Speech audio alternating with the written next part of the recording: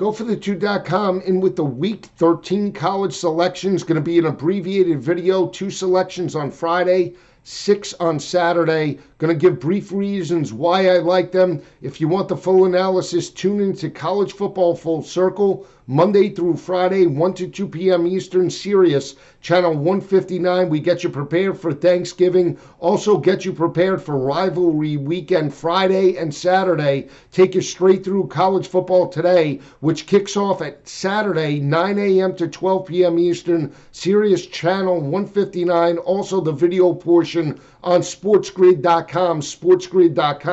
Let's jump right into it. It's a short week, a lot of preparation, but marquee battles front and center stage. The 2 selections start for me on Friday. We have the Battle of I-4, UCF versus USF, Malzahn versus Jeff Scott. UCF has won 4 straight in the series by an average margin of victory of 18.5 points per game. Got the victory over UConn last week. Mikey Keene and that offense look a little more consistent. On the flip side, you have South Florida and Timmy McClain. They were playing well up until that that ball game last week against Tulane. They were a 5.5 point underdog, got blown out in that matchup by a bigger physical offense and defensive lines in the Green Wave. But prior to that, they went toe-to-toe with East Carolina, Houston, and Cincinnati. They covered 2 of the last 3 in those ball games, played very well, moved the football on solid defenses, and I think they're a live dog in this matchup. This game means a lot for Jeff Scott in terms of recruiting. Have 2 wins on the year. They only had 1 last year.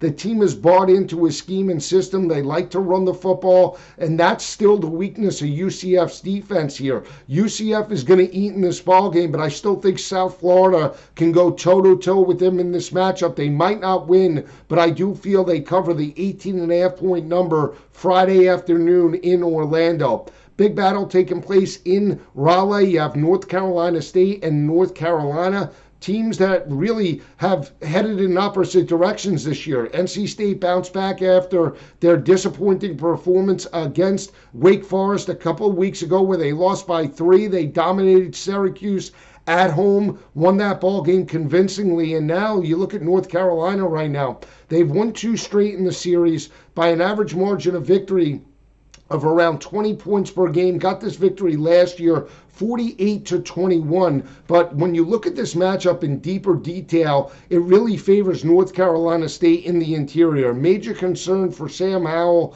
and that offense right now is the offensive line. You saw them struggle against Georgia Tech where they were sacked 8 times. They struggled to pass protect Sam Howell, especially in the overtime period against Pittsburgh. Struggled against a more physical defensive front in Notre Dame. Like I mentioned, 11 games, 40 total sacks allowed. On the flip side, you have an NC State defensive front that has recorded 28 total sacks, only given up 109 rushing yards to opposing offenses, and more importantly, holding opposing offenses to 29% of their third down opportunities.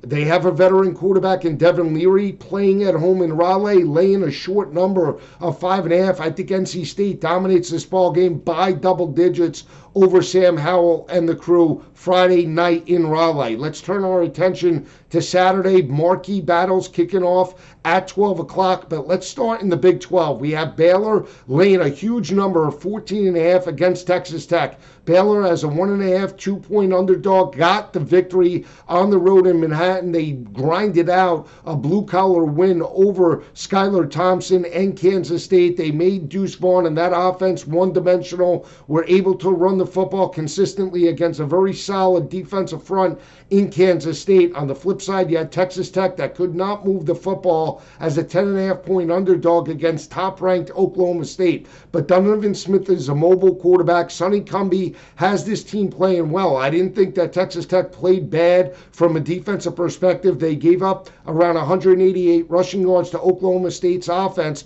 but this is a defense that's only allowing opposing offenses to rush for about 100 244 rushing yards per game. They picked up this victory last year, 24-23. Traditionally, Texas Tech matches up very well against Baylor, catching 14.5 points on the road. I think they're a live dog. A lot of pressure on Baylor to win this matchup. They got a critical victory last week against Kansas State. A lot of people thought that Kansas State would step up after Oklahoma, but they really need to win to keep their title hopes alive. That could be too much pressure. They're still a young team. Dave Arand, the second-year coach, they might get the victory at home in Waco, but catching 14.5, I think Texas Tech is well within this number Saturday afternoon in Waco. I think their defense forces turnovers in this ball game as well. Very underrated defense and plays solid third down defense for the Red Raiders. Keep an eye out for them in Waco Saturday afternoon. Big battle taking place in Ann Arbor. Throw the statistics out the window. We know about the dominance of Ohio State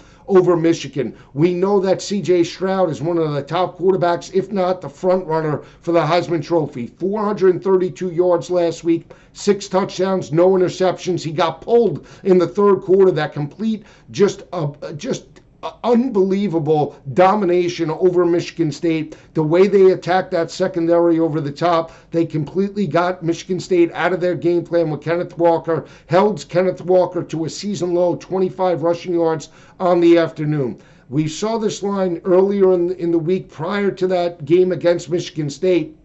That line by some books had Ohio State a 4.5-point favorite. Now it's ballooned up to 8.5. We know about Michigan. We know about Jim Harbaugh. They've been in this position before. They didn't play this game last year. There's been a lot of negativity surrounding Michigan in this spot, but you're catching 8.5 points. You have the type of defense to put pressure on C.J. Stroud. You have the type of game plan to play the same type of style that Oregon went into Columbus earlier in the year and pulled out that victory. This is a ball game that you need to pull out all the stops. You need to break tendency.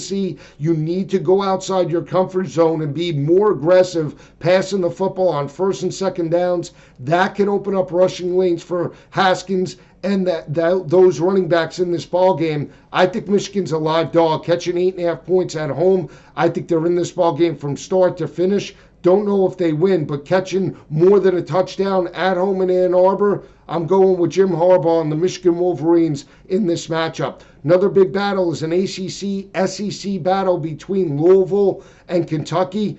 Kentucky has won 2 straight in the series, picked up this victory a couple of years ago. They did not play last year due to COVID, due to playing only conference-only games. But you have a team in Louisville that's really hitting stride. They got the victory on last Thursday night against Duke in dominating fashion, covered that 20.5-point number. You saw that quarterback, Malik Cunningham, throw for 303 yards, 5 touchdowns, no interceptions, also rushed for over 200 yards in that matchup. But this is a team that's actually trending right now in Louisville. They're pounding the rock for 217 yards on the ground, very solid in run support, holding opposing offenses to only about 131 rushing yards per game. More importantly, third down defense, holding opposing offenses to 36% on third down conversions.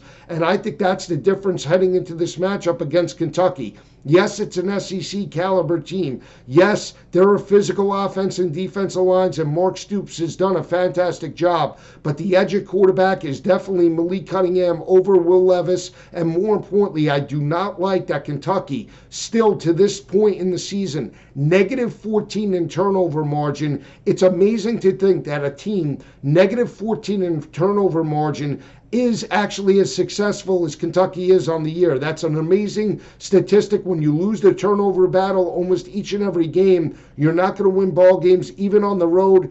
Louisville laying a short 2.5-point number. I think they win this ball game by 7 points or more over the Wildcats in this matchup. Another big battle takes place in East Lansing. You have Michigan State and Penn State. Both teams are basically a pick, depending upon the book that you go in. When you look at Penn State, they have won 2 straight in the series. Did pick up this victory last year in dominating fashion. When you look at Michigan State, They were knocked out in the first half of that matchup. How do they get off the mat and bounce back against Penn State or any other opponent for that matter? They were talking about Mel Tucker getting a contract extension, and rightfully so, but this team did not step up last week. But more importantly, you look at the secondary. We've said it before. We understand the defensive weakness for Michigan State is that secondary. Entering that ball game against Ohio State, they were allowing well over 326 passing yards to opposing quarterbacks. Last 4 games, that secondary is allowing 435 passing yards per game, going up against Sean Clifford, going up against Jahan Dotson in a pick'em type of atmosphere with everything on the line. I'm going to back Penn State in this type of situation. Not sold on the emotional mindset of Michigan State. I understand they're playing at home. I understand it could be the last game for seniors, but at the end of the day, what is the emotional mindset after you thought you had an opportunity against Ohio State and you didn't even show up? Penn State rebounded in a nice way against Rutgers. That was a Rutgers team that was looking to become bowl eligible. They gave it a good effort, but in the end, Penn State did wear them down in Happy Valley. Like the speed of Penn State as well on the perimeter. I think they get about a 10-point victory on the road in East Lansing. Another big battle takes place in Death Valley. We have Texas A&M on the road as a 6.5 point favorite to face LSU. LSU did get a gutty win over Terry Bowden and UL Monroe, laying a huge number, 29 and a hook. They did not cover it. They just took care of business and grounded out about a 20-point victory at home in Death Valley. Now, you look at this matchup last year, Texas A&M and Kellen Mond won this ball game. It was rainy, it was windy, and they won that matchup 20-7. Did not cover a huge number, about a 20.5 point number last year at home in Kyle Field. But Max Johnson, solid quarterback. He bounced back with a solid performance last week. But when push comes to shove, look for LSU to pound the rock. They have not been consistent, but when they needed a ball game against Florida, they rushed for 321 yards on that Gators defense earlier in the year. That was a rivalry game. This is a rivalry game, but more importantly, this is a game to become bowl eligible. Could be Coach O's last game. Texas A&M is on the road. We saw them struggle last time on the road with the rushing attack of Snoop Connor and Jerion Ely for Ole Miss. I think LSU gets right in a big way.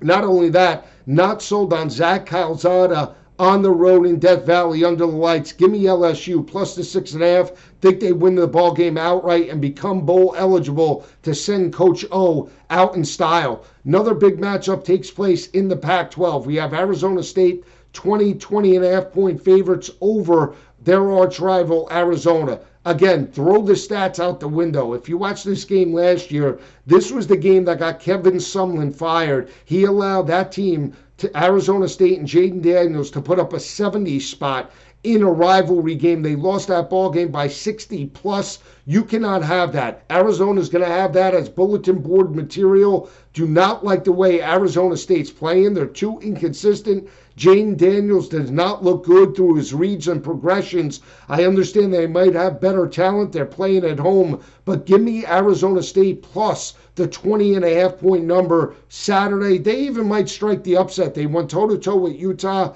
They got blown out by Washington State. But this game's going to matter. It's also going to matter for recruiting. Arizona State is well within the 20.5 point number Saturday night in Tempe. Those are the picks. We'll see you this coming Saturday for College Football Today. Have a happy Thanksgiving, everyone. Have a great week as well. Enjoy.